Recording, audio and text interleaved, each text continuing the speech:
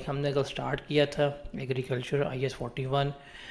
हमने देखा था कि इस चैप्टर में हमने पढ़ना क्या है, डेफिनेशंस कुछ देखनी है, स्कोप, बायोलॉजिकल प्लांट्स क्या होते हैं, उनके फीचर्स क्या हैं, ब्रीडर प्लांट्स, सिग्नेचर क्राइटेरिया वगैरह ये हम डिस्कस करेंगे। फिर कल हमने इसका स्कोप देखा था कि IAS 41 किन किन एसेट्स के ऊपर अप्लाई होगा और किन किन एसेट्स के ऊपर अप्लाई नहीं होगा। इसमें हमने क्लियरली पढ़ा था कि IAS 41 बायोलॉजिकल एसेट्स के ऊपर अप्लाई होगा। अब बायोलॉजिकल एसेट्स का मतलब है जो लिविंग थिंग्स हैं, animals, plants, cow, sheeps, plants, trees, इनके ऊपर अप्लाई होगा। एक्सेप्ट फॉर बेरर प्लांट के ऊपर ये अप्लाई नहीं होगा। उनके लिए हम क्या इस्तेमाल करेंगे, IAS 16। और किसके ऊपर अप्लाई होगा, जो एग्रीकल्चर प्रोड्यूस होगा, जो at the point of harvest है, मतलब अभी हार्वेस्ट हुआ नहीं लेकिन वो हो सकता है, उसके ऊपर हम क्या करेंगे, IAS 41 जो है अप्लाई कर रहे होंगे। हमने कल देखा था कि जो वूल है, अगर आप शीप्स लेके बैठे हुए हैं तो वूल अगर आपने उनकी बेचनी है तो जब वो उसके ऊपर वूल उग रही है उसके ऊपर भी हम क्या करेंगे, IAS 41 अप्लाई करेंगे। और फिर इसका हमने गवर्नमेंट ग्रांट्स में मिलेंगे एग्रीकल्चर के लिए, उसके ऊपर हमने यहाँ पे अप्लाई करना है। किन के ऊपर IAS 41 जो है अप्लाई नहीं होगा, रिमेंबर हमने कहा था कि जो हार्वेस्टेड एग्रीकल्चर प्रोडक्ट है, मतलब एक है जो हार्वेस्ट करना है, एक है वो जो हार्वेस्ट हो गया है। उसके ऊपर जो हो गया है उसके ऊपर हम क्या करेंगे, हम अपनी इन्वेंट्री जो है वो अप्लाई कर रहे होते हैं। मतलब हमारे पास गोट है, IAS 41 अप्लाई होगा। हमने मीट पर्पस लिए रखी हुई है, उसके ऊपर क्या करेंगे, IAS 41 अप्लाई करेंगे। ठीक है, ज़िबा कर दिया, गोश्त निकाल लिया, अब गोश्त पे क्या करेंगे, IAS 2 जो है अप्लाई कर रहे होंगे। शीप है, IAS 41, उसके ऊपर वूल उग रही है, IAS 41, वूल उतार ली है तो IAS 2 अप्लाई होगा। उसके अलावा जो एग्रीकल्चर एक्टिविटी के लिए लैंड होता है उसके लिए क्या है, IAS 16 या IAS 40 है। सिंपल सी बात है। आप कहते नहीं मैंने अंगूर की बेल लगानी है, मैंने बाग लिया हुआ है, तो भाई जो बाग की ज़मीन है, लैंड है, वो IAS 16 में रिकॉर्ड होगी।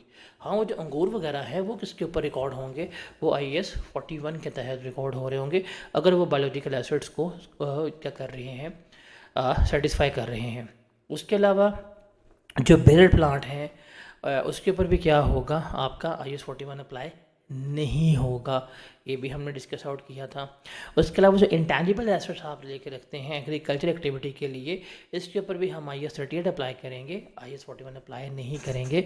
ये हमारी कल बात हुई थी स्कोप से रिलेटेड। उसके बाद हमने एग्जाम्पल भी डिस्कस की थी कि क्या बायोलॉजिकल एसेट्स होते हैं, क्या एग्रीकल्चर प्रोड्यूस है, उनका हार्वेस्टेड क्या होता है, उसके ऊपर हमने डिस्कस आउट किया था। फिर हमने कुछ डेफिनेशंस डिस्कस आउट की थी कि बायोलॉजिकल एसेट्स का मतलब क्या है, लिविंग एनिमल्स होते हैं या प्लांट्स हो गया या शीप्स होगी, काउस वगैरह, इसकी बात है। और एग्रीकल्चर प्रोड्यूस क्या है कि जो हम बायोलॉजिकल एसेट से हासिल कर रहे हैं, जो हासिल हो रहा है, जैसे दूध है, गोश्त है, वूल है, एग्स हैं, फ्रूट्स हैं, वेजिटेबल्स हैं, ये सारा हमारा क्या है, एग्रीकल्चर प्रोड्यूस में आता है। उसके बाद फिर हमने कल इस पर बड़ी तफसीलन डिस्कशन की थी कि एग्रीकल्चर एक्टिविटी क्या होती है। इसमें हमने देखा था कि व्हाट इज़ एग्रीकल्चर एक्टिविटी, कि बेसिकली इसमें हम देख रहे हैं कि एग्रीकल्चर एक्टिविटी में क्या आता है कि जो मैनेजमेंट होती है बायोलॉजिकल ट्रांसफॉर्मेशन की, उसको हम किस में लेके चल रहे होते हैं, हम उसको एग्रीकल्चर एक्टिविटी में इसमें लेके चल रहे होते हैं, कि जिसमें हम क्या देख रहे हैं, हम बायोलॉजिकल ट्रांसफॉर्मेशन जो है वो या हार्वेस्ट ऑफ जो बायोलॉजिकल एसेट्स है उनको मैनेज कर रहे हैं, किस पर्पस के लिए, सेल करने के लिए, या उनको एग्रीकल्चर प्रोड्यूस में कन्वर्ट करने के लिए, या उसमें इजाफे बायोलॉजिकल एसेट्स को ऐड करने के लिए। वो जो मैनेजमेंट है, वो जो है सारा कुछ, वो हमारा क्या कहलाता है, एग्रीकल्चर एक्टिविटी कहला रहा होता है। जैसे हमने कहा था कि हम शीप हर्डिंग कर रहे हैं, बकरियां पाल रहे हैं, के लिए हम उसमें क्या करेंगे, बकरे बेचेंगे गोश्त के लिए, इन तमाम चीज़ों के लिए। वो जो बकरियां पालना है, that is your agriculture activity, because उसमें आप क्या करेंगे, आप उसमें बायोलॉजिकल ट्रांसफॉर्मेशन भी देख रहे हैं कि बकरे जो हैं बड़े हो रहे हैं, फिर वो रिप्रोड्यूस कर रहे हैं, 1 से 2, 2 से 4 वगैरह हो रहे हैं, फिर आपने उनको बेचना है, ज़िबा करके बेचना है, ज़िंदा बेचना है, तो आप उनको सेल भी कर रहे हैं, आप उनको एग्रीकल्चर प्रोड्यूस में कन्वर्ट भी कर रहे हैं, आप एडिशनल भी उन भी चीज़ों को कर रहे हैं। मतलब एक बेबी है, उसके 2 हुए, फिर 3, फिर 4 एंड सो ऑन। तो ये सारी एक्टिविटी हमारी जो है वो क्या कहलाती थी, एग्रीकल्चर एक्टिविटी कहलाती थी। तो कल हमने यहाँ तक जो है वो तफसील में डिस्कस किया था। फिर हमने ये एक एग्जांपल भी की थी, बड़ी कम्प्रिहेंसिव एग्जांपल थी कि क्या कुछ जो है वो एग्रीकल्चर एक्टिविटी में आता है और क्या कुछ एग्रीकल्चर एक्टिविटी में नहीं आता। तो यहाँ तक हमने कल डिस्कस किया था। यहाँ तक कोई सवाल तो नहीं है, लाइक कल का सारा लेक्चर जो है वो हमने गेस 5-6 मिनट में रिकॉल कर लिया। ये सारा कुछ सबको क्लियर था, इसमें कोई प्रॉब्लम, कोई किसी किस्म की कन्फ्यूजन तो नहीं है? Everything is okay with everyone?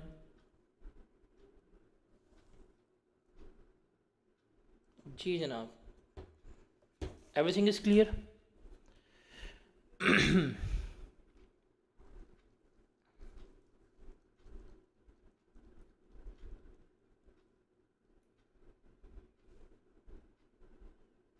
Okay जी, आगे चलते हैं।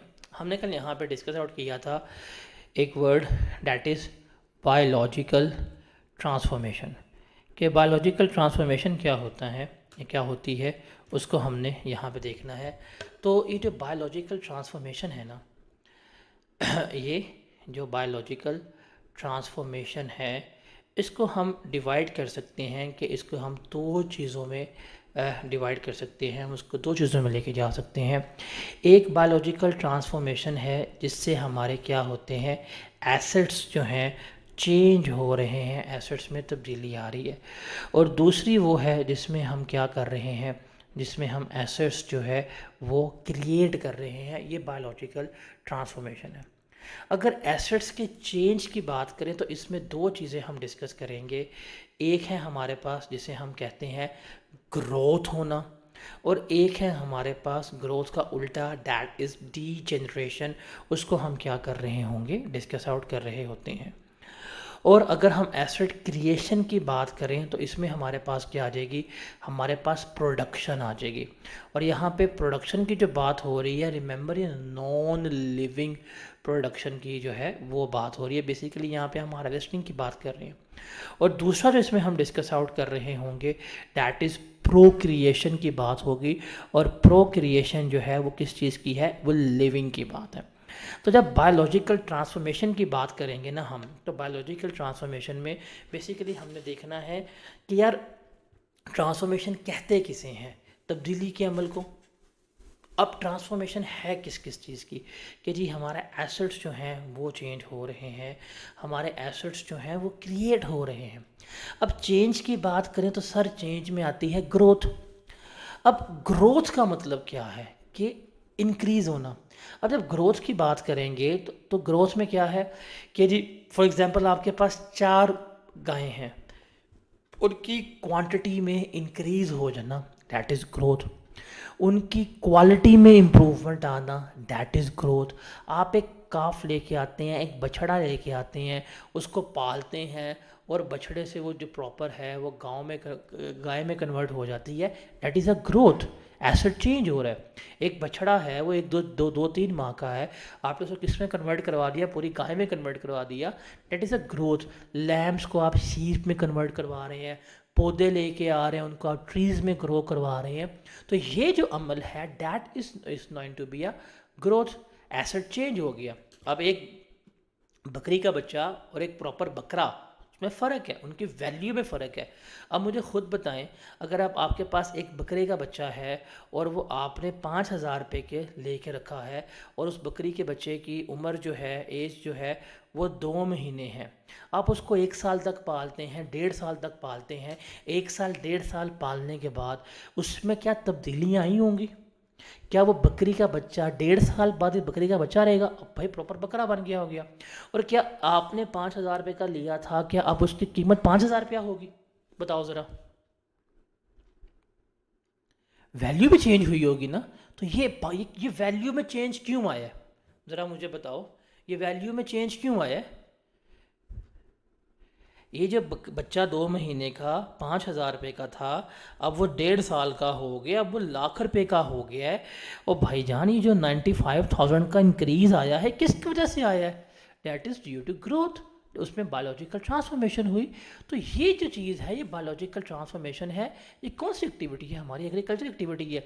ऐसे थोड़ी होता है कि जी आपने बच्चे लगे फेंक दिए, खुद ही जाके खेतों में पाल रहे हैं, ये हो रहा है वो हो रहा है। भाई प्रॉपर आपने स्टाफ रखा होता है उनके मैनेजमेंट के लिए। फिर डीजनरेशन, इससे भी आप कैसे चेंज होते हैं। अब डीजनरेशन क्या है कि क्वांटिटी में कमी आ जाना या क्वालिटी में कमी आ जाना। वो एनिमल्स यूज़लेस हो जाना मिल्किंग पर्पस के लिए, एनिमल्स की डेथ हो जानी, एनिमल्स की ओल्ड एज हो जानी, प्लांट जो हैं वो फर्टाइल ना रहना, उनका फ्रूट जो है आउटकम ख़त्म हो जाना, काट देना, ये सारी क्या है, डीजनरेशन है। आपका डेयरी फार्म है, आपके पास 50 गायें हैं, अगर उसमें से 2 गायें की एज प्रॉपर हो गई है या एक गाय की टांग टूट गई है, अब वो खड़ी ही नहीं हो सकती, तो अब चेंज तो है, अब उसकी वैल्यू कम होगी, अब उससे वो काम नहीं ले पाएंगे या वो यूज़लेस हो गई है मिल्किंग पर्पस के लिए। That is a change in the asset and that changes due to degeneration. तो इसकी क्वालिटी क्या हो गई है, कम हो गई है। तो ये तो 2 एलिमेंट हैं, ग्रोथ हो गया और डीजनरेशन हो गया। इसकी वजह से हमारे एसेट में चेंज आ रहा है। मेरे पास गाय का बच्चा है, गाय में कन्वर्ट हो गई है, गाय थी बूढ़ी हो गई है, मर गई है। तो एसेट में चेंज आ रहा है, तो ये बायोलॉजिकल ट्रांसफॉर्मेशन है। उसके बाद है एसेट की क्रिएशन। अब ये जब क्रिएशन की बात होती है और जब प्रोडक्शन की बात आती है ना, तो प्रोडक्शन की जब हम बात कर रहे हैं तो ये नॉन लिविंग प्रोडक्शन की बात हो रही है। मतलब वो चीज़ें जो आपने हार्वेस्ट करके बेचनी है, जो आपकी इन्वेंट्री का पार्ट बनेगा, हम ये उनकी बात कर रहे हैं। मतलब आपने अगर पौधे उगाए हुए हैं, चाय की पत्ती उगा के बेच रहे हैं, उसकी बात हो रही है। आपने गाय रखी हुई है और आप उनका दूध बेच रहे हैं, ये दूध की बात हो रही है। एनीवेज, देखिए आपने गाय रखी हुई है, आपका डेयरी फार्म है, दूध निकालना है, तो प्रोडक्शन ऑफ मिल्क इसमें आता है। आपका कैटल फार्म है, आप बकरे पाल रहे हैं, क्यों, आप बेचते हैं गोश्त के लिए, तो प्रोडक्शन ऑफ मीट है, बकरे का साइज़ बड़ा होगा, गोश्त की क्वालिटी बेहतर होगी, गोश्त की क्वांटिटी बेहतर होगी, इसके लिए काम करते हैं। आपने अक्सर देखा होगा ये जो हमारे मुल्क में ट्रेंड आता है कुर्बानी पे, ये पले हुए जानवर आते हैं, 20 लाख का बैल, 40 लाख का बैल, 60 लाख का बैल, करोड़ रुपए का बैल, 20 लाख का बैल, उनके ऊपर प्रॉपर बाकायदा इन्वेस्टमेंट होती है, उनकी प्रोडक्शन के ऊपर है। अब उनको पता है कि भाई ये बैल का काम क्या है, इसने ईद आनी है, छुरा फेंकना है और गोश्त आने हैं। वो उस गोश्त में उसको अच्छा खासा बिग शो का बच्चा बनाने के लिए बाकायदा फार्म में मेहनत होती है। क्या कुछ कहते हैं जी, हमने इसको दूध पिलाया, काजू खिलाए, मुरब्बे खिलाए, बस बैल ना उनको देख रहा होता है कि बकवास कर रहे हैं, ऐसा कुछ भी नहीं हुआ, कभी इन्होंने अपनी ज़िंदगी में दूध काजू नहीं खाया अगर जो हमारे ऊपर डाल रहे होते हैं। बट आप खुद देखें, कुछ आपको मंडी में से जानवर नज़र आ रहे होते हैं कि जो बड़े माड़े से होते हैं, 3-4 लाख का हड्डियों का ढांचा होता है, हालांकि वो भी बैल है। सेम, समटाइम्स नस्ल भी सेम होती है, समटाइम एज भी सेम होती है, वो 5 लाख का होता है। आप एक फार्म वाले के पास जाते हैं, उसके पास भी 1 साल का बैल बड़ा खड़ा होता है, उसकी कीमत 20 लाख होती है। उसका वेट जहाँ 4 मन का होता है, दूसरे का वेट 40 मन का होता है। कैसे किया भाई, उसके ऊपर उन्होंने काम किया होता है, उसके मीट की क्वालिटी इंप्रूव की होती है, उसको डाइट प्रॉपर दे दू के उसको ग्रो करवाया होता है। तो जो ये चीज़ है कि इतनी प्रोडक्शन की है कि इसमें से 40 मन 50 मन गोश्त निकल आए, इसमें से दूध की क्वालिटी को प्रॉपर करने के लिए, बेहतर करने के लिए, तो ये जो चीज़ है ये प्रोडक्शन पे आती है। एक चीज़ यहाँ पे लिख लीजिएगा, यहाँ जो प्रोडक्शन की बात हो रही है, ये नॉन लिविंग प्रोडक्शन की बात हो रही है, एग्रीकल्चर प्रोड्यूस की बात हो रही है। यानी यहाँ पे आप इससे लिख सकते हैं, जो यहाँ पे मैं हाईलाइट भी कर देता हूँ कि यहाँ पे प्रोडक्शन की उसकी बात हो रही है, गेटिंग एग्रीकल्चर प्रोड्यूस, कि एग्रीकल्चर प्रोड्यूस हासिल करने की हम क्या कर रहे हैं, यहाँ पर बात कर रहे हैं। उसके बाद है हमारे पास प्रोक्रिएशन। ये जो प्रोक्रिएशन है, ये additional new animals, new plants, उनकी क्रिएशन की बात हो रही है, बर्थ ऑफ न्यू एनिमल्स की। आपने रखे हुए हैं जानवर, आप उनको रीजनरेट करवा रहे हैं, रिप्रोडक्शन करवा रहे हैं, आप उनको रिप्रोड्यूस करवा के आप उनको न्यू एनिमल्स में जो हैं वो बोर्न करवा रहे हैं, जिनकी क्वालिटी अच्छी है, आप क्रॉस ब्रीडिंग करवा रहे हैं। ये बाकायदा आगे जाकर डिस्कस आउट करेंगे। अभी मेरे माइंड में एक सिनेरियो आ गया जो मैं डिस्कस नहीं कर सकता, प्रैक्टिकल लाइफ है। एक कैटल फार्म का ऑडिट था, उसका सारा वैल्यू है, कभी डिस्कस करूँगा आपसे। तो बाकायदा ये फार्म्स हैं जिसमें आप क्या कर रहे होते हैं, रिप्रोडक्शन के लिए जो कुछ लोग होते हैं जिन्हें फार्म्स क्रिएट किए होते हैं, वो बाकायदा इंपोर्ट करते हैं अच्छी स्पीशीज़ के बुल्स जो हैं, जो उन्होंने इंपोर्ट किए होते हैं, ऑस्ट्रेलियन हो जाते हैं, अमेरिकन हो जाते हैं, और फिर बाकायदा लोग उनसे रब्ता करते हैं रिप्रोडक्शन के लिए, वो उसके पैसे वगैरह चार्ज कर रहे होते हैं। और इस चीज़ के प्रोडक्ट यार हम इसके रिप्रोड्यूस करवाएंगे, अच्छी जीन्स मिलेंगे, अच्छे जीनोम्स मिलेंगे, जो हमारे बेबी क्रिएट होगा, इसकी अच्छी ग्रोथ होगी, इसकी क्वालिटेटिव नेचर जो है वो इंक्रीज़ हो जाएगी। तो ये सारा कुछ जो है वो प्रोक्रिएशन में आता है। तो ग्रोथ हो, डी जनरेशन हो, प्रोडक्शन हो, प्रोक्रिएशन, ये सारा कुछ को हम कंबाइनली क्या कहते हैं, बायोलॉजिकल ट्रांसफॉर्मेशन। तो ये जो बायोलॉजिकल ट्रांसफॉर्मेशन का अमल है, इसको हमने दो चीज़ों में डिवाइड किया हुआ है। The number one is acid change, the number two is acid creation. Change क्या है? ग्रोथ। ग्रोथ में है कि भाई क्वांटिटी इंक्रीज हो रही है, क्वालिटी इंक्रीज हो रही है, आप बछड़े को गाय में कन्वर्ट करवा रहे हो, ये चेंज आ गया, छोटे बच्चे गाय में कन्वर्ट हो गए। सेकंड है डी जनरेशन, क्वालिटी डिक्रीज हो रही है। फिर सेकंड था एसिड क्रिएशन। क्रिएशन में है प्रोडक्शन, और प्रोडक्शन बात हो रही है एग्रीकल्चर प्रोड्यूस को हासिल करने की, दूध लेना है, गोश्त लेना है, इनकी बात हो रही है। और प्रोक्रिएशन क्या है कि एनिमल्स को रिप्रोड्यूस करवाना, उनकी क्वालिटी बेहतर करवाना, उनकी क्रॉस ब्रीडिंग करवा के अच्छे जानवर ढूंढना, उनको तलाश करना, ये हमारा क्या होता है, इसमें आ रहा होता है। तो ये है बायोलॉजिकल ट्रांसफॉर्मेशन। समझ आया? जो हम कल डिस्कस आउट कर रहे थे कि व्हाट एग्रीकल्चर एक्टिविटी में जो बायोलॉजिकल ट्रांसफॉर्मेशन थी, इस बायोलॉजिकल ट्रांसफॉर्मेशन का मतलब क्या है, ये सबको क्लियर है?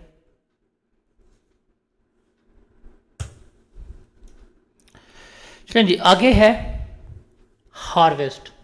हम हार्वेस्ट कल भी डिस्कस किया था, अभी भी डिस्कस किया। क्या है हार्वेस्टिंग? कहते हैं कि भाई आपने जो प्रोड्यूस है, जिसको बेचना है, उसको बायोलॉजिकल एसिड से उतारना, रिमूव करना, इस अमल को हम क्या कहते हैं? हम हार्वेस्ट कहते हैं। जो हमने कल डिस्कस भी किया था, आपके स्क्रीन के ऊपर ये 4 एग्जांपल्स लिखी हुई हैं, लाइनें लिखी हुई हैं, ज़रा पढ़ के बताएं क्या हमें ये कल डिस्कस करके आए थे, और आपको इसकी तस्वीर भी दिखाई थी, समझ आती है? फार्मर जो है उसके पास लैम्प है, तो लैम्प्स क्या है? Biological acid. अब वो लैम्प्स हैं, वो ग्रो हो रहे हैं, तो वो क्या है? आपकी बायोलॉजिकल ट्रांसफॉर्मेशन है। अब वो जो ट्रांसफॉर्मेशन है वो मल्टीपल है, वो ग्रो भी हो रहे हैं, वो प्रोक्रिएट भी आप उसे कर रहे हैं, 1 से 2, 2 से 3 उनकी प्रोडक्शन भी की जा रही है। तो ये सारा क्या है? ये एग्रीकल्चर एक्टिविटी है।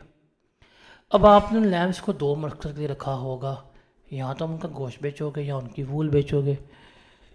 तो जब आप उनकी शेयरिंग कर रहे हैं, वूल उतार रहे हैं, तो यहाँ वूल के लिए रखे हुए हैं, तो जब तक ऊपर वो वूल लगी हुई है तो वो बायोलॉजी एग्रीकल्चर प्रोड्यूस है। या दूध के लिए रखी हुई है तो दूध है, जब तक उनमें दूध स्टोर है वो एग्रीकल्चर प्रोड्यूस है। या गोश्त के लिए है तो उनमें गोश्त आ रहा है, बड़े हो रहे हैं, एग्रीकल्चर प्रोड्यूस है। जब दूध निकाल लिया, दैट इज़ हार्वेस्टिंग। जब उनकी आपने शेयरिंग कर ली, जब आपने उनके ऊपर से ऊन उतार ली, दैट इज़ हार्वेस्टिंग। जब उनको ज़िबा कर लिया, जब उनकी पुठ अलग हो गई, रान अलग हो गई, सीना अलग हो गया, that is known as harvesting. Once गोश्त निकल गया, अब वो किसका पार्ट बनेगा? IS2 का। वंस उतार ली ऊन, अब वो किसका पार्ट बनेगी? IS2 का। जब तक वो लगी हुई है ऊपर, वो किसका पार्ट बनेगी? वो एग्रीकल्चर प्रोड्यूस है, वो IS41 का पार्ट बन रही होंगी। क्लियर है?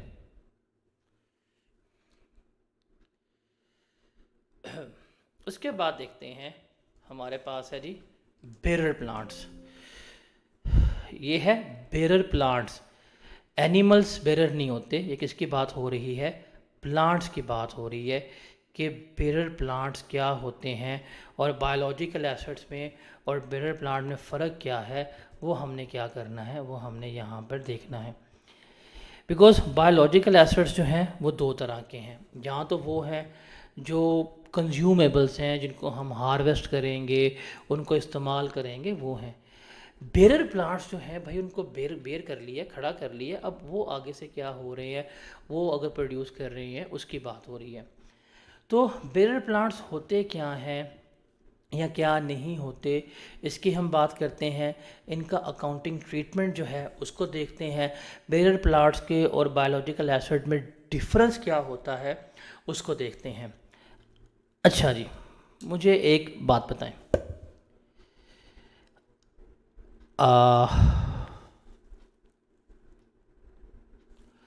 क्रॉप्स, फसलें,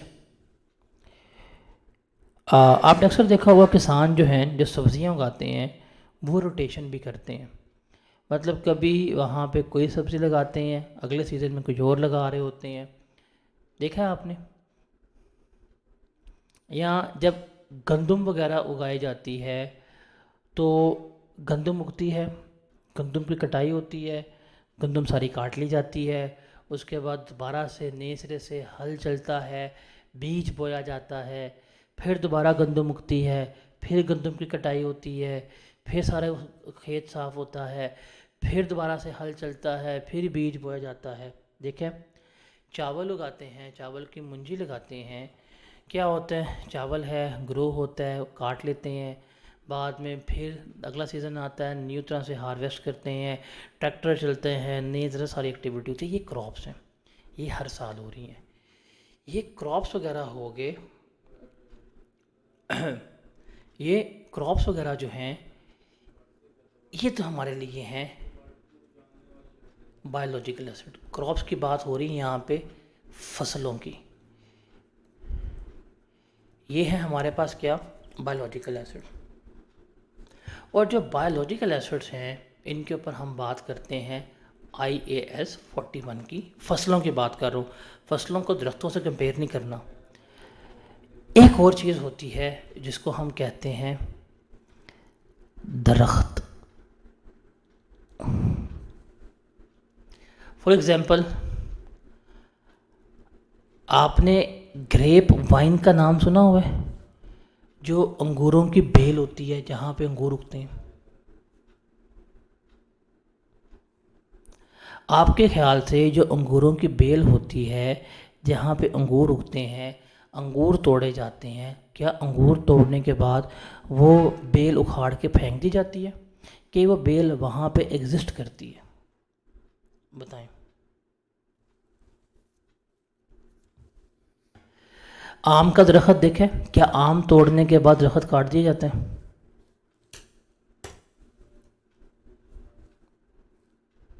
बताओ।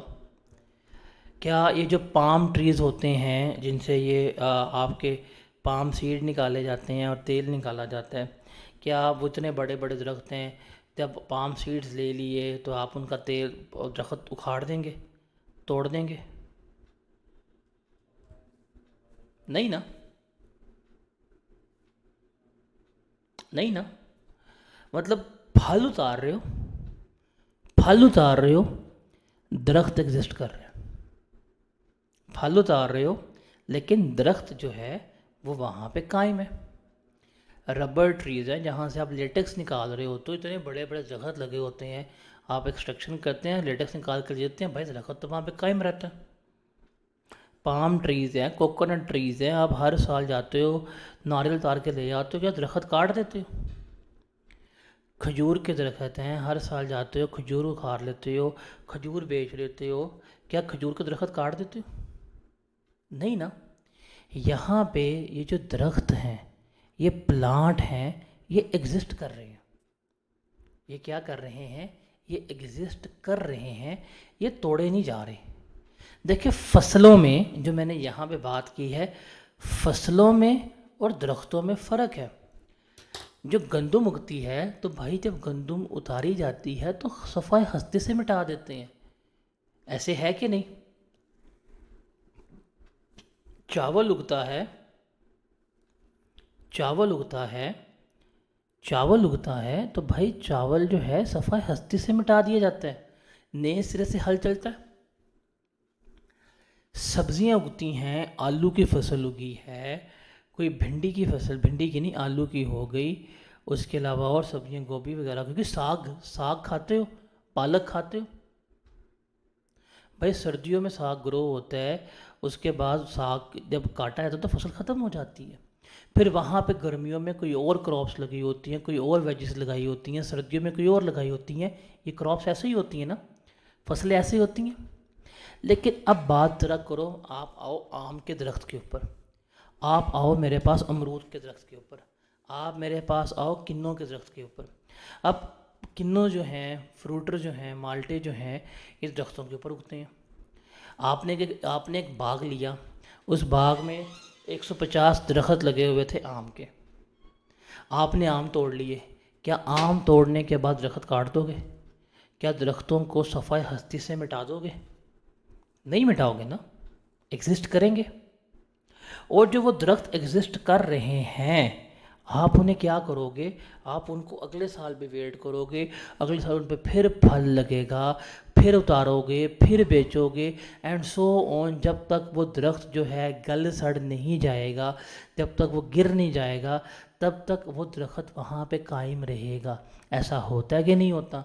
आम का दरख्त हो गया, अंगूर का दरख्त, अंगूर की बेल होती है, आम का दरख्त हो गया, अमरूद का दरख्त हो गया, किन्नों के दरख्त हो गए, ऐसे है कि नहीं? सर ये जो दरख्त होते हैं ना, इनको हम कहते हैं बेरर प्लांट। इन्हें हम क्या कहते हैं? इन्हें हम बेरर प्लांट कहते हैं, बिकॉज़ ये क्या कर रहे हैं, ये 1 साल से ज़्यादा अरसा या एक पीरियड से ज़्यादा अरसा बेयर करेंगे, चीज़ें प्रोड्यूस करेंगे और हमें एग्रीकल्चर प्रोड्यूस बना के देते रहेंगे। इन्हें हम क्या कहते हैं? बेरर प्लांट कहते हैं। ये जो बेरर प्लांट्स हैं जिनकी अभी हमने इतनी बात की है, ग्रेप वाइन हो गया, रबर ट्रीज़ हो गए, पाम ट्रीज़ हो गए, ये सारे जो हैं इनको हम रिकॉर्ड करेंगे IAS 16 के मुताबिक। किसके मुताबिक रिकॉर्ड करेंगे? हम इनको IAS 16 के मुताबिक। क्यों? बिकॉज ये जो पौधे हैं, ये जो दरख्त हैं, इनका यूज़ जो है, it is just like a machine. हम अपने बिज़नेस में जो मशीन लेके आते हैं, उस मशीनरी का काम क्या होता है कि हमने अपने बिज़नेस में मशीन लगाई, मशीन का काम है कि हमने अपनी गुड्स जो हैं वो मैन्युफैक्चर करनी है। तो भाई इन दरख्तों का भी यही काम है, दरख्त लगा हुआ है, हमने आम बेचने हैं, आम हर साल उग रहे हैं, तोड़ के बेच रहे हैं। तो ये जो दरख्त हैं इनको हम किसके तरह रिकॉर्ड करेंगे? हम इनको IAS 16 में ही रिकॉर्ड करेंगे। क्या अप्लाई होगा? बेरर प्लांट्स के ऊपर IAS 16 अप्लाई होगा। अब बेरर प्लांट की क्राइटेरिया क्या है, डेफिनेशन क्या है? भाई पहली बात है, लिविंग प्लांट है। कहाँ इस्तेमाल हो रहा है? यूज्ड इन प्रोडक्शन और सप्लाई ऑफ एग्रीकल्चर प्रोड्यूस। अब देखो, अगर आप बात करते हैं तो इसमें जो ग्रेप्स हैं, अंगूर, ये आपका एग्रीकल्चर प्रोड्यूस है। अंगूर की पूरी बेल है, अंगूर का दरख्त नहीं होता, अंगूर की बेल होती है, बेल नहीं काटी जाती। बेल कभी भी एक दिन में ग्रो नहीं होती, सालों लगते हैं ग्रो होने में। जैसे एक दिन में दरख्त नहीं उगता, उस तरह एक दिन में बेल भी नहीं उगती।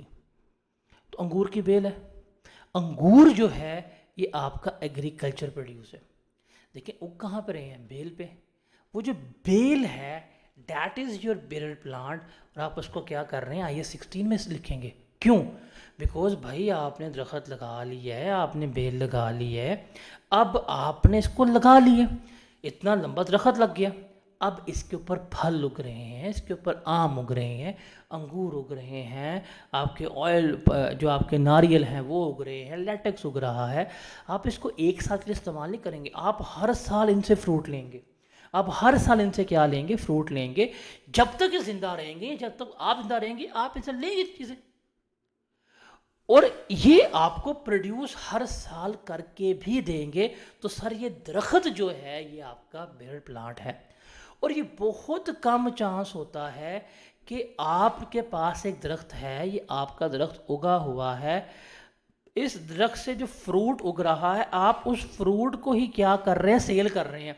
ये बहुत कम चांस है कि आप इस दरख्त को बेचेंगे। ये दरख्त कब बिकेगा? जब दरख्त गिर जाएगा, फिर आप इसको स्क्रैप के तौर के ऊपर किसी को उठवा देंगे, तब ही बिकेगा।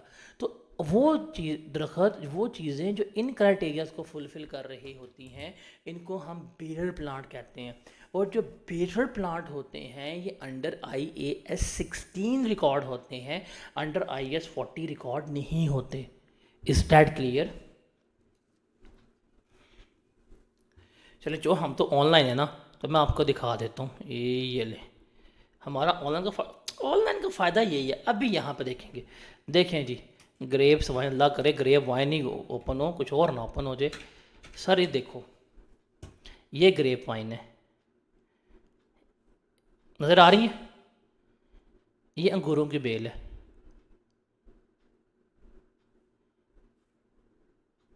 क्लियर है ना? अब आप खुद सोचो, ये अंगूर उग गए हैं, ये अंगूर उगने के बाद जो हैं, आप ये नहीं करेंगे अंगूर तो दरख्त काट दिया, ऐसे थोड़ी होता है। ये बेल है, ये नहीं उग गया काट दिया, ऐसे नहीं होता। तो ये जो है, ये जो बेल है अंगूरों की, that is a bearer plant. ये क्या है बच्चों? Bearer plant. अब ये जो इसके ऊपर अंगूर लगा हुआ है ना, जब तक लगा हुआ है ये एग्रीकल्चर प्रोड्यूस है। तो ये बेल IAS 16 में रिकॉर्ड होगी, अंगूर IAS 41 में रिकॉर्ड होंगे। और जब हमने प्लक कर लिया, जब हमने अंगूर तोड़ लिए, फिर ये IAS 2 में रिकॉर्ड होंगे। Is that clear?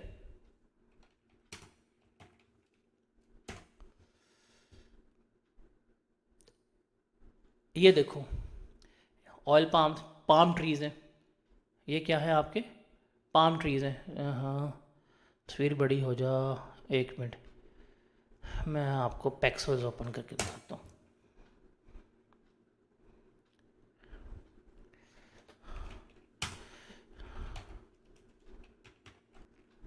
ये देखें जी सर, ये दरख्त नज़र आ रहा है, ये देख नज़र आ रहे हैं सर, ये पाम ट्रीज़ हैं आपके। अब इसमें से फल ले रहे हो, इसमें से सीड ले रहे हो, तो ये जो है that is your bigger plant.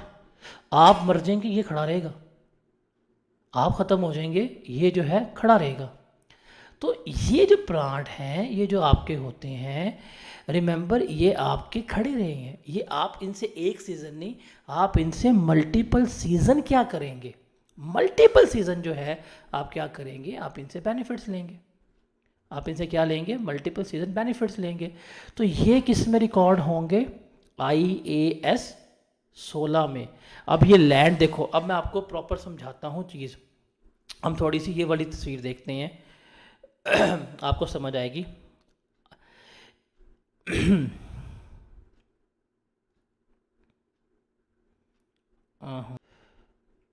और इसको हम देखते हैं, ये आपके सामने स्क्रीन है, विजिबल है।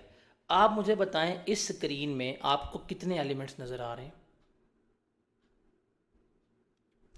आपको ये लैंड नज़र आ रहा है, ये लैंड, ये ज़मीन नज़र आ रही है? बताओ, ये बाग की ये सारी ज़मीन नज़र आ रही है? एवरीवन बताओ, ज़मीन नज़र आ रही है? ये ज़मीन किस स्टैंडर्ड के तहत रिकॉर्ड होगी? शाबाश, बताओ ज़रा।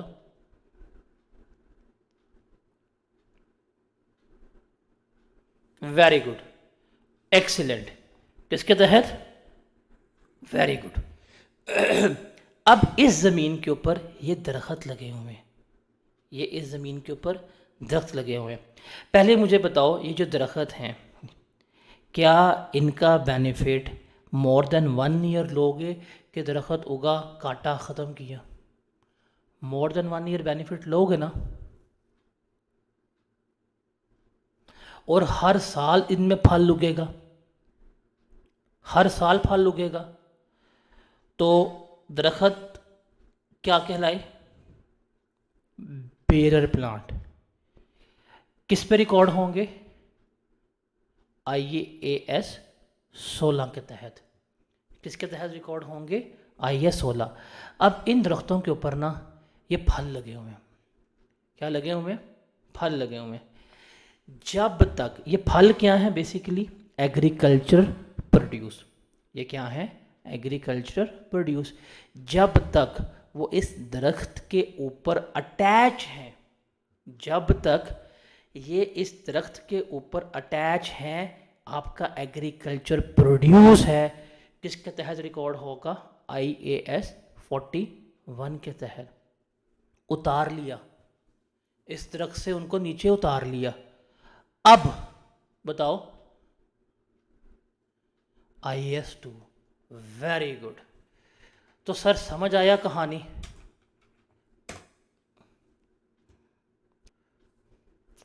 एक और एग्जांपल आते हैं, जैसे ये रबर ट्री है, ये क्या है हमारा? रबर ट्री है। चलिए यही कर लेते हैं।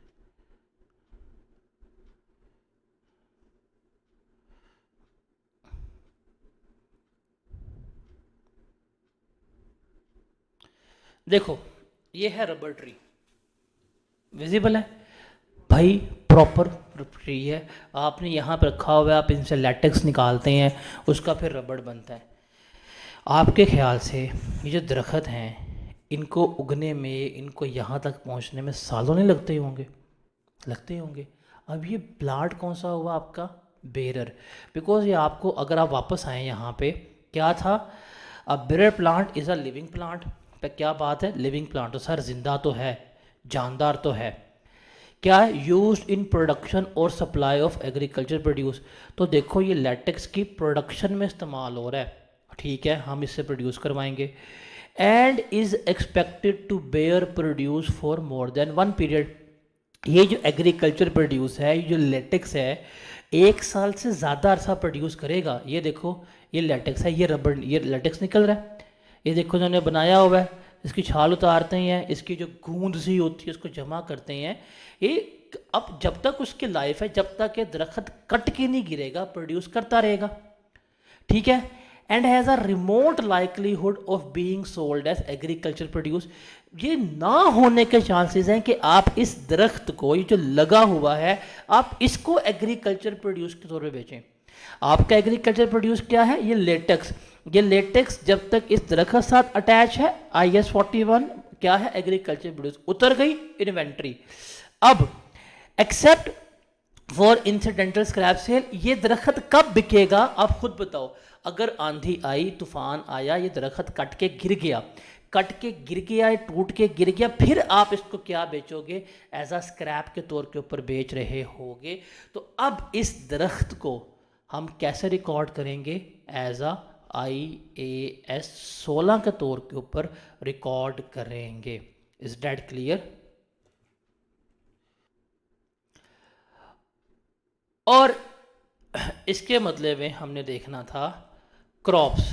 अब दरख्त का तो आपको लग गया पता कि भाई दरख्त ने कहीं नहीं जाना। ये बात करो ज़रा क्रॉप्स की। ये क्रॉप्स है आपके पास। अब आप खुद बताओ, गंदुम उगती है, ये गंदुम कट रही है, गंदुम कटने के बाद क्या हाल होता है? क्या ज़मीन साफ़ हो जाती है? ठीक है। उसके बाद क्या नए सिरे से हल चलता है? नए सिरे से उगती है। तो ये जो है, ये आपका बायोलॉजिकल एसिड है, इसके ऊपर आप IAS 16 अप्लाई नहीं करेंगे। तो अब क्लियर हुआ कि भाई बेरर प्लांट क्या होते हैं और क्रॉप्स में फ़र्क वगैरह क्या है। मेरे ख्याल से आई ट्राइड माई बेस्ट कि आपको लेके चलूँ। जब एक चीज़ को आप IAS 16 में रिकॉर्ड कर रहे हो, फिर हम हर चीज़ उसमें रिकॉर्ड कर रहे होंगे। मैंने इसके ऊपर भी आपको बड़ा तफसीलन बता दिया है। ये जो लाइन लिखी हुई है, अभी हमने इसकी बाकायदा पिक्चर्स में इसको दिखाया मैंने आपको। ये लाइन क्लियर है, मैंने इसको बोल्ड भी किया है। Produce growing on bearer plant is a biological acid. IAS 41 is applied on such produce. जब तक वो दरख्त के साथ अटैच है, IAS 41 अप्लाई होगा। जब वो दरख्त से डीटैच हो गया तो फिर IAS 2 अप्लाई होगा। ये लाइन मुझे सबको क्लियर है? ये जो है ना, ये 3, ये एक्सेप्शन है कि भाईजान ये वाले पौधे, ये वाले दरख्त जो हैं वो बेरर प्लांट नहीं हो सकते। कौन कौन से? आपने दरख्त उगाए ही है एज अ एग्रीकल्चर प्रोड्यूस, मतलब आप लंबर के लिए आप जो है वो दरख्त उगाते हैं, लंबर फील्ड्स जो हैं वो उगाते हैं। सफ़ेदे के दरख्त वगैरह हो गए, कीकर के दरख्त हो गए,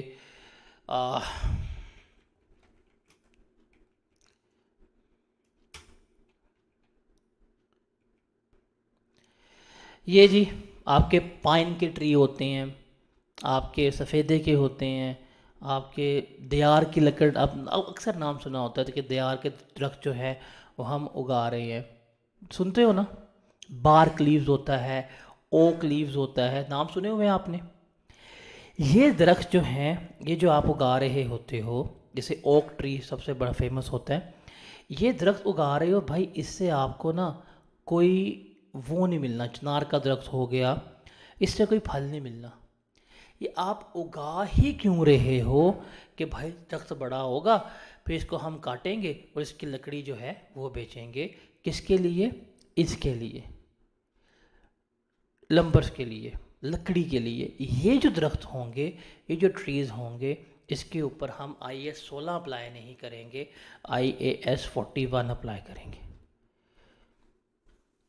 उसके अलावा आप दरख्त उगा रहे हैं, आप उनसे फ्रूट भी लेंगे, आप उनको बेच भी देंगे, वो भी इसमें आते हैं। क्या क्या आप दरख्त उगाया, फ्रूट आएगा, फ्रूट भी बेचेंगे और उनको काट के एज अ लंबर लकड़ी के तौर के ऊपर भी बेचेंगे। पाइन ट्रीज़ की बात करते हैं आप, ये भी IAS 41 में रिकॉर्ड होंगे। और जो एनुअल क्रॉप्स हैं, फसलें, मकई, चावल, चना, गंदम वगैरह, ये भी सारी इनके ऊपर क्या होगा, IAS 41 अप्लाई होगा। एंड रिमेंबर, एनिमल्स के ऊपर कोई बेरर का प्लांट कंसेप्ट अप्लाई नहीं होता। गाय रखी हुई है, दूध ले रहे हो 41 में, गाय रखी हुई है गोश्त के लिए 41 में। एनिमल्स बेरर नहीं होते, सिर्फ प्लांट्स होते हैं। तो बेरर प्लांट और नॉन बेरर प्लांट का फ़र्क लगा पता। कब प्लांट IAS 41 में रिकॉर्ड होगा, कब प्लांट IAS 16 में रिकॉर्ड होगा। किसी बच्चे को कोई छोटी सी भी कंफ्यूजन है तो बताएं, मैंने आपको विद रियल एग्जाम्पल दिखा दिखा के समझा दिया कि भाईजान ये हमारा होता है, इस तरह से हम इसको लेकर चलते हैं। तो मुझे बताओ, ये था क्राइटेरिया कि बेरर प्लांट होगा क्या। ये जो पॉइंट ABC है, ये एक्सेप्शन है कि भाई ये बेरर में नहीं जाएंगे, ये हमेशा 41 में ही रिकॉर्ड होंगे। अगर मैं इसको बेरर प्लांट को समराइज करूँ ना, तो रिमेंबर, हम इसका अगर समराइज करें बेरर प्लांट को, तो सपोज अभी बस ये एक दफ़ा समरी लिख दूँ आपको बेरर प्लांट की, फिर मैं आपको पॉइंट नंबर 1 इसका एक्सप्लेन करता हूँ। Just give me a minute. कि बेरर प्लांट के ऊपर जब भी हमने स्टैंडर्ड अप्लाई करना है, तो बच्चों स्टैंडर्ड इसमें अप्लाई होगा हमारे पास IAS 16। हम क्या करेंगे, IAS 16 जो है वो इसके ऊपर रिकॉर्ड करेंगे। अब पौधे हैं, दरख्त हैं, उगा ही इसलिए रहे हैं जब तक वो दरख्त फल की हालत में नहीं पहुंच जाता, क्योंकि हमने रिकॉर्ड तो करना है, कॉस्ट पे रिकॉर्ड करना है। तो जब तक वो मेच्योर नहीं हो जाता कि जी आपने दरख्त उगाया है फल के लिए, आपने दरख्त उगाया है रबड़ के लिए, आपने दरख्त उगाया किसी चीज़ के लिए, तो पौधा लगाया, सीड लगाया, आपको पता है 2 सालों में इससे दरख्त बन जाना है। जब तक वो मेच्योर नहीं हो जाता, आप उसे किस पे रिकॉर्ड करेंगे, कॉस्ट पे रिकॉर्ड करेंगे। उसके बाद आफ्टर जब वो मेच्योर हो जाएगा, तो जिस तरह हम IAS 16 में डेप्रिसिएशन वगैरह रिकॉर्ड करते हैं, आप इसको क्या करेंगे, डेप्रिसिएशन भी चार्ज करेंगे। फिर जो उसके ऊपर एग्रीकल्चरल प्रोड्यूस आएगा, एग्रीकल्चर प्रोड्यूस, जब तक ये अटैच्ड है, मैं ब्रैकेट में लिख रहा हूँ अटैच, एग्रीकल्चर प्रोड्यूस भाई इतने सेब लगे हुए हैं IAS 41 में। और जब आपने इस एग्रीकल्चर प्रोड्यूस को हार्वेस्ट कर लिया, उतार लिया, तब किस में जाएगा, IAS 2 में जाएगा। सर ये 5 बातें हैं बेरर प्लांट के बारे में। पॉइंट नंबर ए बच्चे ये कह रहे थे, इसका मतलब है कि आपने दरख्त उगा ही बेचने के लिए रहे हैं। जैसे टिम्बर होता है हमारा, आपने सुना होगा कीकर की लकड़ी है, देयार की लकड़ी है, ये लकड़ियाँ आप ये उगाते हैं, आप सफ़ेदे की जो है वो दरख्त उगाते हैं, इनसे फल शल कुछ नहीं मिलता। आपने दरख्त उगाया ही इसलिए बड़ा होगा, हम काट के बेचेंगे। तो आप इस प्रोड्यूस के लिए अगर दरख्त उगा रहे हैं, इस मकसद के लिए कि हमें दरख्त काट के बेचने हैं, तो ये फिर किस में जाएंगे, ये IAS 41 में जाएंगे। बिकॉज इन दरख्तों से फ़ायदा आप कोई नहीं लेंगे, आप इनको उगाएंगे, आप इनको बेचेंगे, तो ये किस में जाएगा, आपका IAS 41 में जा रहा होगा।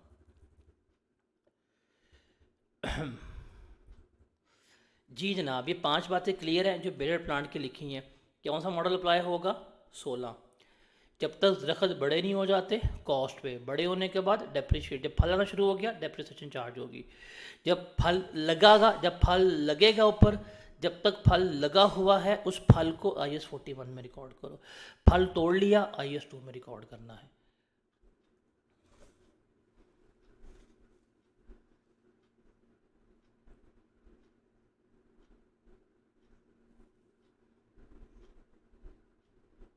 आगे चलते हैं। अब है रिकग्निशन क्राइटेरिया और मेजरमेंट।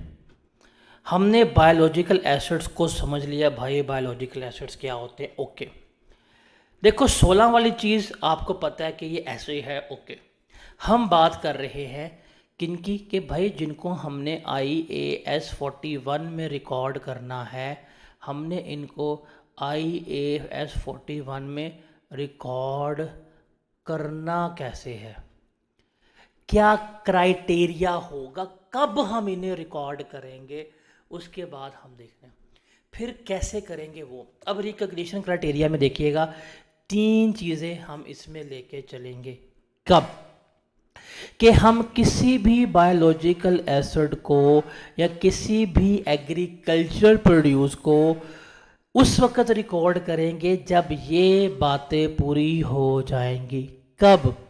कि entity control the asset as a result of past event, कि भाई आपका उस जानदार के ऊपर, उस जानवर के ऊपर कंट्रोल आया है ड्यू टू पास्ट इवेंट। आपने यहाँ तो वो ख़रीदा था, अगर नहीं, अगर ख़रीदा था तो ठीक है, यहाँ आपके पास पेड़ था, उन्होंने रिप्रोड्यूस किया, बच्चा पैदा हो गया, तो भाई कंट्रोल आया due to past event. Number 2, अब आपके पास वो जो बायोलॉजिकल एसिड है उससे फ्यूचर इकोनॉमिक बेनिफिट्स जो हैं वो आपको ही मिलेंगे। अब वो आपका है, वो मिट्टी है, वो सोना है, वो सारा क्या है, आपका है, वो सारा क्या है, आपका है। उसको नज़र आ रहा होगा, आपको पता है कि भाई छोटा बकरे का बच्चा लेकर से बड़ा हो गया है, आपको उसके फ्यूचर इकोनॉमिक बेनिफिट्स जो हैं वो अपनी आँखों से उस नज़र आ रहे होंगे कि यार ये इतना सा था, इतना बड़ा हो गया है। अब आपको पता है कि भाई लिया 10,000 का था, अब मैं इसको लाख रुपए का बेच के आऊँगा, या ये छोटी गाय की बच्ची ली थी, अब ये प्रॉपर जो है वो ग्रो अप हो गई है, अब इसकी मिल्किंग के पैसे पूरे करवाऊँगा मैं, नज़र आ रहा है। और थर्ड, क्या फेयर वैल्यू और cost of asset can be measured reliably, कि ये जो बायोलॉजिकल एसेट है इनकी कॉस्ट या इनकी फेयर वैल्यू आप मेजर कर सकते हैं रिलायबली। जब ये तीनों चीज़ें फुलफिल हो जाएंगी तो फिर क्या होगा, आप उसको रिकॉर्ड कर लेंगे, हाँ जी अब ये हमारा एसेट है, लिख दो पकड़ के।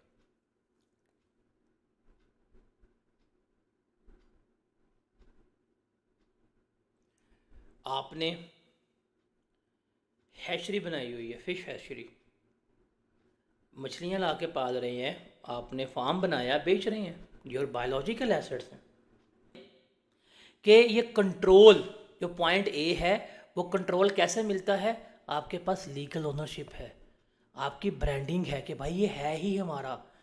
आपने 5 कट्टे लिए, 10 गायें ली हैं, आपको सबको लग गया पता ये आपकी हैं, अब वो 5 से 50 हो गई हैं, वो भाई वो 50 भी आपके हैं, क्यों, आपके पास पहले 5 की कंट्रोल था। अब आप इन्हें क्या करेंगे, रिकॉर्ड करेंगे, इवन जो नए पैदा हो रहे हैं वो भी आपकी हैं, अब ये सारा आपका है। इज दैट क्लियर, कि कब हम इनको रिकॉग्नाइज कर रहे होते हैं और कब हम इनको रिकॉग्नाइज नहीं कर रहे होते। हम क्या कहेंगे कि रिकॉग्निशन क्राइटेरिया मीट नहीं हो रहा, सही बात की है, क्यों नहीं हो रहा, बिकॉज पहली बात था कि entity control the asset as a result of past events.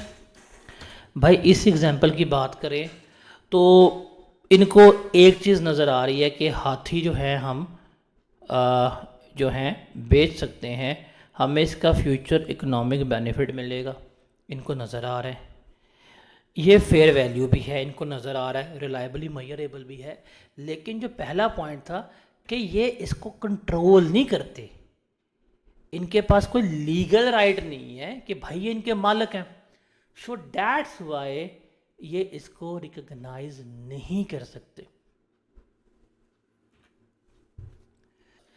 देखिए, मेजरमेंट के लिए ना आपने एक असूल जो है बुनियादी तौर के ऊपर याद रखना है।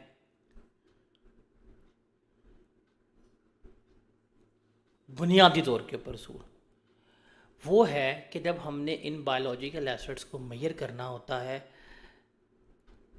Fair value of assets less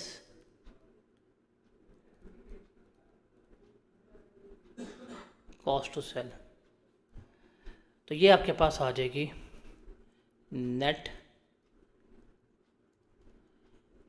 market value. IFRS 13 के मुताबिक हम इसकी फेयर वैल्यू जो है वो क्या करते हैं, डिटरमिन कर रहे होते हैं।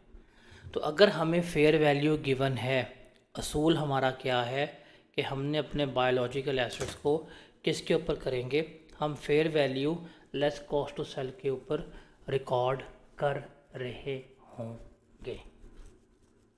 और अगर फेयर वैल्यू अवेलेबल नहीं है, अगर ये फेयर वैल्यू जो है वो अवेलेबल नहीं है, तब तो जब हमने उनको इनिशियल रिकॉर्ड करना है वो हम करेंगे cost of the asset less जो एक्यूमुलेटेड डेप्रिसिएशन या एक्यूमुलेटेड इम्पेयरमेंट जो है वो लेस करेंगे, तो मेरे पास क्या आ जाएगी, नेट बुक वैल्यू आ जाएगी।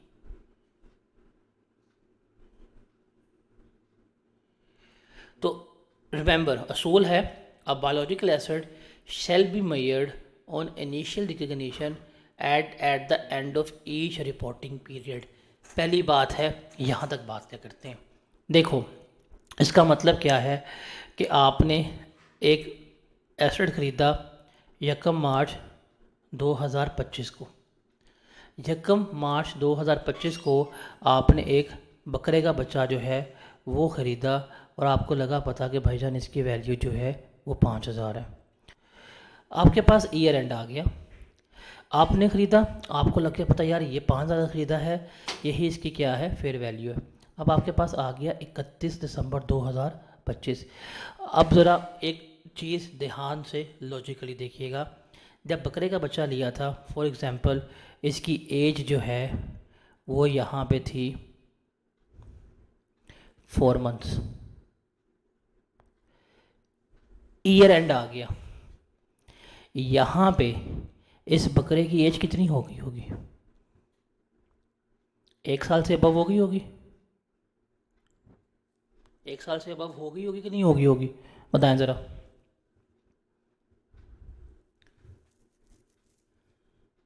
हो गई, 1 साल से अबव तो हो गई है ना। हमने कौन सा उसका यहाँ पे हैप्पी बर्थडे करना है। अब खुद सोचें, 31 दिसंबर को एक बकरा जिसकी अब उम्र 1 साल से अबव है, क्या इसकी वैल्यू 5,000 है? क्या इसकी वैल्यू 5,000 होगी? खुद सोच के बताओ। नहीं ना। तो भाई at the end of each reporting period हम क्या करेंगे, हमने fair value less cost to sell लिखना है। माइट भी अब कितने का हो, 40,000 का हो, कितने का हो, 40,000 का हो। और जो ये डिफरेंस वगैरह होगा वो कैसे रिपोर्ट करते हैं वो बात करते हैं।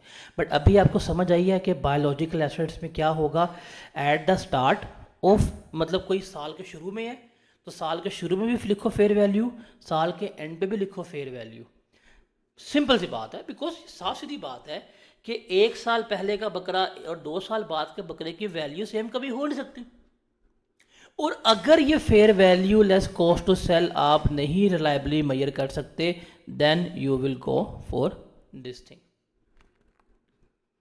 बायोलॉजिकल ट्रांसफॉर्मेशन रिकॉर्ड होगी बिकॉज चेंज आ रहा है, चेंज फिजियोलॉजिकल भी हो सकता है, वैल्यू का डिफरेंस भी हो सकता है। देखें ना, एक तो है कि 10 महीने पहले चीज़ ली और 10 महीने बाद, तो इन्फ्लेशन की वजह से तो वैल्यू चेंज होनी ही होनी है। एक चेंज की रीज़न ये है, एक है उसका फिजियोलॉजिकल चेंज कि पहले वो 4 माह का था, अब वो 14 माह का हो गया है, एक इसकी वजह से इंक्रीज है। तो दो तरह से चेंज आ रहा है, तो इसलिए इसको हमने रिपोर्ट करना है। बिकॉज ये चेंज वैल्यू है, ये वैल्यू चेंज दो वजह से आई है। क्यों? बिकॉज एक टाइम की वजह से फेयर वैल्यू जो है वो चेंज हुई है, दूसरा उसकी जो फिजियोलॉजिकल कंडीशन थी उसकी लाइफ चेंज हो गई है, बड़ा हो गया है, तो बड़े की वैल्यू चेंज होनी है। तो ये चेंज वैल्यूज़ में दो वजह से आ रहा होते हैं। हम इसके लिए सवाल करते हैं, समझ आएगी। हम इसको देखते हैं, कहता है जी रिक्वायरमेंट है calculate the cost of purchase and the amount at which the above biological assets should be measured at initial recognition and on 30th June at tax year 2. Adil Limited operates a goat breeding farm. Adil Limited sell goats to local meat businesses and goats milk to cosmetic companies. दूध companies को बेच रहा है बकरे का, और meet जो है वो लोकल बिजनेसेस को। They also use goat milk for making premium cheese, और वो इस मिल्क का इस्तेमाल कर रहे हैं चीज़ बनाने में। ऑन March 2002, मतलब मार्च में, AL bought 10 goats for 25,000 each. That is fair value from a nearby market. The market broker charged 2% commission from buyer. उसने जो है इनसे 2% कमीशन जो है वो चार्ज की, and 3% from seller on each transaction. और किसके ऊपर? 3% उसने सेलर से जो है वो क्या की है, कमीशन चार्ज की है। On 15 June 2 kids were born having fair value of 7,000 each. 15 जून को 2 बच्चे पैदा हुए, फेयर वैल्यू कितनी थी? 7,000 थी। ओके। उसके अलावा on 30th June the year end of AL each goat has a fair value of 33,000 and each kid has a fair value of 9,000। अब देखो, असूल है fair value less cost to sell, इसके ऊपर हमने रिकॉर्ड करना है। असूल यही है ना। अब ज़रा हम इसको देखते हैं, नंबर 1 इवेंट हुआ है कि जब आपने बकरियां खरीदी हैं, बॉट, जब आपने परचेज की हैं। सर उसने कहा 10 बकरियां खरीदी हैं। ओके, एक बकरी है 25,000 की। ओके, और ये 25,000 फेयर वैल्यू है, उसने फेयर वैल्यू पे ख़रीदी है, और उसने 2% कमीशन भी पे की है। आपको पता है कि जो डायरेक्टली एट्रीब्यूटेबल कॉस्ट होती है वो एसेट की कॉस्ट का पार्ट बनती है, ऐसे ही है ना। तो आप इसको अगर 2% कमीशन को भी इसमें ऐड कर दें, तो आप इसको मल्टीप्लाई कर दें 1.102% से, 1.02 से, हाँ, तो कमीशन ऐड होके वैल्यू आ जाएगी। यहाँ आप चलें, आप दोनों करके दिखाता हूँ आपको, थोड़ा सा आपको हो। 10 लाख इंटू 10 इंटू 25,000 कितना बनेगा? 2.5 लाख। 2.5 लाख की बकरियाँ खरीदी हैं आपने, और 2% आपने कमीशन पे की है। 2.5 लाख का 2% कितना बनता है? 5,000। तो टोटल जो कॉस्ट पड़ी है आपको कितनी पड़ी है? 2,55,000 इतने की आपने बकरियां खरीदी। आप इसको ऐसे भी कर सकते हो, आप इसको ऐसे भी कर सकते थे, 10 इंटू 25,000 इंटू 1.02, तब भी आपका आंसर जो है 2,55,000 आना। तो भाई ये आपकी कीमतें ख़रीद है, ये क्या है, आपकी कीमतें ख़रीद है। डन हो गया, इतने की खरीदी हैं। सर प्रिंसिपल क्या कहता है, a biological asset shall be measured on initial recognition, जब खरीद रहे हो उस वक्त रिकॉर्ड करना है, at the end of each reporting period उस वक्त रिकॉर्ड करना है। किस प्रिंसिपल के ऊपर, fair value less cost to sell पे, कीमतें खरीद पे रिकॉर्ड नहीं करना बल्कि fair value less cost to sell पे रिकॉर्ड करना है। अब यहाँ पे हमने बकरियाँ खरीदी हैं कब, 1 मार्च 2000, हमने बकरियाँ कब खरीदी हैं, हमने बकरियाँ खरीदी हैं 1 मार्च 2022 को। हमने कब खरीदी हैं, 1 मार्च 2022 को। इस दिन के रिकॉर्ड करनी है। खरीदा तो इतने का है, पैसा पड़ा 255, लिखना कितने की है। सर 1 मार्च को कितनी बकरियां थी, मेरे पास बकरियां थी 10, तो उनकी फेयर वैल्यू थी 25,000 इंटू 10, कितनी फेयर वैल्यू आ गई, 2,50,000। ऐसे ही है, ऐसे ही है। इसमें से लेस करनी है कॉस्ट टू सेल। उसने कहा है कि इसको बेचोगे तो 3% कमीशन पे करनी पड़ेगी। ये खरीदी है और जब बेचनी है कितनी कमीशन पे करनी है, 3%। तो ज़रा निकालें, 2.5 लाख का 3% लें, कितना आता है,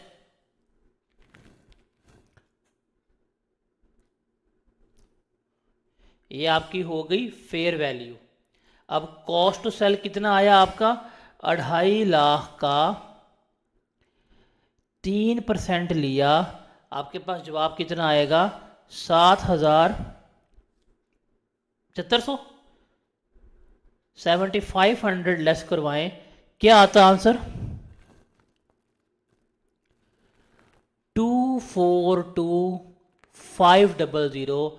तो भाईजान ये 10 बकरे किसके ऊपर रिकॉर्ड होंगे, 242,500 पर रिकॉर्ड होंगे। फिर वो कहता है 15 जून को 2 बच्चे पैदा हुए हैं, फेयर वैल्यू ऑफ 7,000 ईच। ज़रा बताओ, क्या आप इन बच्चों को कंट्रोल कर रहे हो, जी आप कंट्रोल कर रहे हो। क्या आपको इनके फ्यूचर बेनिफिट मिलेंगे, जी हमें इनके फ्यूचर बेनिफिट मिलेंगे। क्या आप इनकी वैल्यू कॉस्ट को मेजर कर सकते हो, सर सब कुछ मेजर कर सकते हैं। बच्चे जो हैं बिकॉज ख़रीदे हैं, मेरे पास कंट्रोल है, इनके सारे फ्यूचर बेनिफिट्स मुझे मिलेंगे। मुझे बच्चों की फेयर वैल्यू गिवन कर दिए कि भाई न्यू बॉर्न की वैल्यू कितनी है, 7,000। तो जैसे ही ये बच्चे पैदा हुए, किस तारीख को, 15 जून को, हम क्या करेंगे, 15 जून 20Y2 में भी इसको क्या करेंगे, रिकॉर्ड करेंगे। कितने, 7,000। कितने थे, 2। और क्या आएगी वैल्यू, ज़रा बताएं, 7 इंटू 2 क्या हुआ, 14,000 हुआ। फिर 14,000 का 3% लें, बिकॉज ये fair value less cost to sell है। तो 14,000 से 3,000 लेस करें, कितना आता है, 13,580 के ऊपर क्या करेंगे, आप रिकॉर्ड करेंगे। आप इनको ऐसे भी कर सकते थे अल्टरनेटिवली। अगर आप अल्टरनेटिव कैलकुलेशन दिखाऊं आपको, तो हम करते 25,000 multiply by 10 multiply by 97%, answer ये आना था। बट चूंकि ये है तो मैं आपको प्रॉपर फॉर्मूला लिखवा रहा था कि भाई fair value less cost to sell आपने रिकॉर्ड कर ली। तो जब 10 बकरियां खरीदी उस वक्त 10 बकरियां मैंने 242,500 पे रिकॉर्ड कर ली। जब ये 2 बच्चे पैदा हुए, initial recognition fair value less cost to sell के ऊपर कर ली। डन हो गया। अब है, हमें यहां पे क्या कहा था स्टैंडर्ड ने, हमें यहां पे स्टैंडर्ड ने कहा था कि भाई जब खरीदोगे तब भी रिकॉर्ड करना है और हर रिपोर्टिंग पीरियड के एंड के ऊपर भी रिकॉर्ड करना है। अब आ जाओ रिपोर्टिंग पीरियड के एंड। अब हमारे पास रिपोर्टिंग पीरियड का एंड आ गया। एंड है हमारे पास 30 जून 2002। 30 जून 2002 को उसने क्या, ईयर एंड के ऊपर गोट की फेयर वैल्यू 33,000 है और बच्चे की फेयर वैल्यू 9,000 है। बच्चा अभी 15 डेज पहले पैदा हुआ तो बच्चा ही रहेगा। तो पहले हम बात करते हैं गोट की। गोट की फेयर वैल्यू कितनी हो गई है, 33,000 हो गई है। तो 33,000 इंटू 10 क्या जवाब आया, 3,30,000। ये है फेयर वैल्यू। लेस करेंगे हम cost to sell. Cost to sell उसने हमें बताई है 3% हमने कमीशन पे करनी है। 3% ऑफ 3,30,000 9,900। आई श्योर आप ये लेस करवाएंगे, ये आ रहेगा जी आपके पास 3,2,100। इसके ऊपर ये बड़े वाले हो गए। और बच्चों की बात करें, अगर 2 बच्चे थे, बच्चों की फेयर वैल्यू है 9,000, ये आ जाएगा जी 18,000। आपने फिर लेना है 3% ऑफ 18,000, कितना आएगा, 3% ऑफ 18,000 कितना आएगा, 540। 540 लेस करवाएं, बच्चे रिकॉर्ड होंगे आपके 17,460 के ऊपर। तो इस तरह से ये जो हमने प्रिंसिपल पढ़ा है हम इसको लेके चलते हैं। तो मेजरमेंट थी fair value less cost to sell के ऊपर। तो जब हमने इनिशियली रिकग्नाइज किया तो हम fair value less cost to sell पे किया, गिवन थी। और ईयर एंड के ऊपर भी हमने क्या किया, fair value less cost to sell के ऊपर ही किया। अगर ये हमें गिवन ना होती तो कॉस्ट माइनस डेप्रिसिएशन, गिवन थी तो हमने इसके ऊपर रिकॉर्ड कर लिया। तो बच्चों रिकॉग्निशन क्राइटेरिया और बायोलॉजिकल एसेट्स की मेजरमेंट क्राइटेरिया समझ आया।